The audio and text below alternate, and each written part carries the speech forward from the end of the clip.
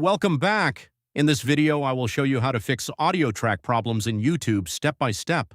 So if your YouTube video has no sound, missing audio tracks, or the audio track option is not working, this video will help you.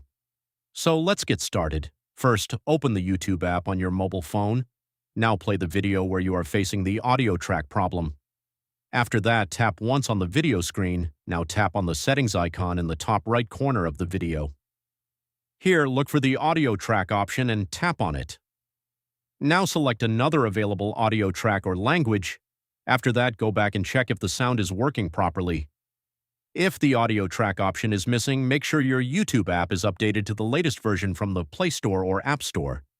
You should also check your internet connection because weak internet can sometimes stop audio tracks from loading.